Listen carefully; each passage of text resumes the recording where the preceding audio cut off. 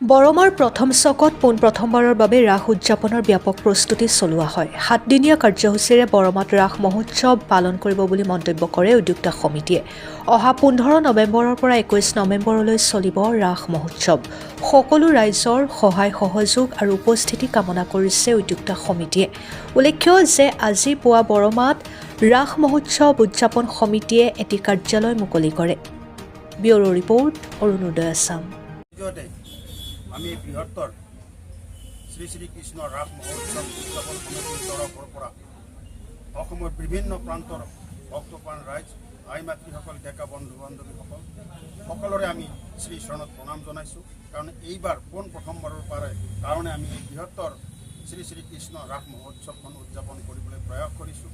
আৰু তাৰ উপৰিও আমাৰ এই প্ৰথমবাৰৰ বাবে আমি যি কাৰণে এক ৰাস মহোৎসৱ উদযাপন কৰিবলৈ লৈছোঁ, ইয়াৰ মূলত আমাৰ এই অঞ্চলত 20খন আমি গাঁও ইয়াত অন্তৰ্ভুক্ত হৈ আছোঁ। এইকাৰণে এই ৰাস মহোৎসৱ উদযাপনটো আমি বৃহত্তৰ বুলি আমি ইতিমধ্যে ঘোষণা কৰিছোঁ। আৰু তাৰ কাৰণে আমি এটাই আনন্দ পাইছোঁ যে এই অঞ্চলত কৃষ্ণ ৰসত, কৃষ্ণ প্ৰেমত সকলোৱে আপ্লুত হৈ আছিল। আমি ইমান ওচৰতে কৃষ্ণ সেৱা কৰিবলৈ পাই কৃষ্ণৰ বিভিন্ন লীলা আমি উপভোগ কৰিবলৈ সকলোৱে পাম।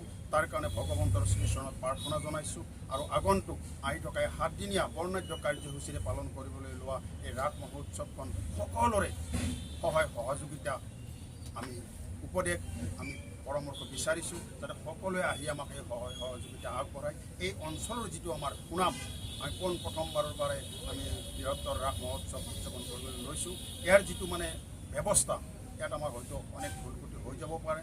তাৰ কাৰণে সমস্ত এই অসমবাসী তথা এই অঞ্চলৰ ৰাইজৰ ওচৰত আমি প্ৰাৰ্থনা জনাইছোঁ, ভুল ত্ৰুটিৰ মাৰ্জনা বিচাৰিছোঁ, আমি শ্ৰদ্ধাৰে কামনা কৰিছোঁ। আৰ্থিক ব্যৱস্থা ৰাইজে নকৰিলে নৈ কৃষ্ণ সেৱাত যাৰ সপ্ৰেম শ্ৰদ্ধা থাকি যায়, কৃষ্ণ সেৱাত কোনো লাখ লাখ টকা দিব নালাগে। কৃষ্ণ সেৱাত যদি শ্ৰদ্ধা নীতিগতভাৱে থাকে, তেওঁলোকে ভগৱন্তৰ সহায় যেতিয়া আমি বিচাৰিছোঁ, কৈছে যে পৰম নিষ্ঠাই মোক কৰিলে কহাৰ, ময়ো হইলোঁ তাৰ, কিয় ভৈলা মোৰ। গতিকে ভগৱন্তক যদি আমি নিষ্ঠা সহকাৰে সেৱা কৰিব পাৰোঁ, ভগৱন্তই কৈছে মই তেওঁলোকক মোৰ বুলি আঁকোৱালি লওঁ। আৰু ভগৱন্তই যেতিয়া আমাক আমাৰ বুলি আঁকোৱালি লয়, তেতিয়া ভগৱন্তৰ কৃপা থাকিলে ইয়াত কোনো কাৰণতো আৰ্থিকৰ কোনো অভাৱ অভিযোগ নহ'ব বুলি আমাৰ আশা আছে। ভগৱন্তৰ কৃপা পালে সমস্ত জগত সন্তুষ্ট হৈ যায় বুলি আমাৰ এটা বিশ্বাস আছে। নমস্কাৰ। বৃহত্তৰ বৰমা অঞ্চলক লৈ এইবুলি প্ৰথমবাৰৰ বাবে বৰমাত ৰাস উদযাপন কৰাৰ প্ৰয়াস কৰিছোঁ।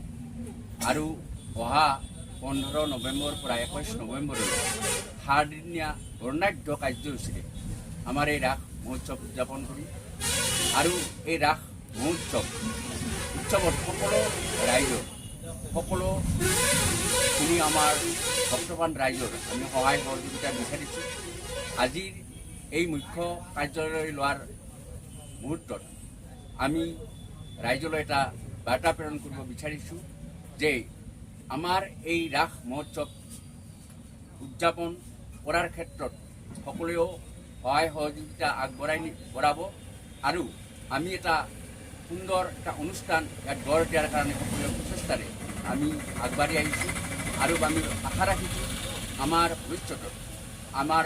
ভৱিষ্যতৰ প্ৰজন্মসকলে ইয়াৰ পৰা আধ্যাত্মিক বা তেওঁলোকৰ নিজৰ আধ্যাত্মিক চিন্তাধাৰাৰে এই অনুষ্ঠানটি চলাই নিয়াৰ ক্ষেত্ৰত আমাক সম্পূৰ্ণ সহায় সহযোগিতা আগবঢ়াব বুলি আমি আশা ৰাখিছোঁ।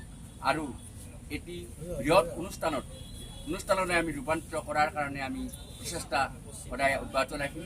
আৰু এই ক্ষেত্ৰত আমি আটাইৰে আমাৰ এই অঞ্চলৰ সকলোৰে সহায় সহযোগিতা আমি বিচাৰিছোঁ।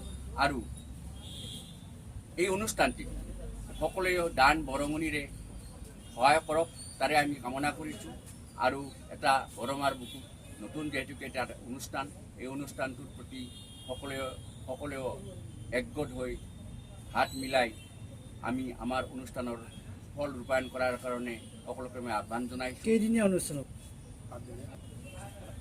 7দিনীয়া ৰাস মহোৎসৱ হ'ব অহা 15 নৱেম্বৰৰ পৰা 21 নৱেম্বৰলৈ।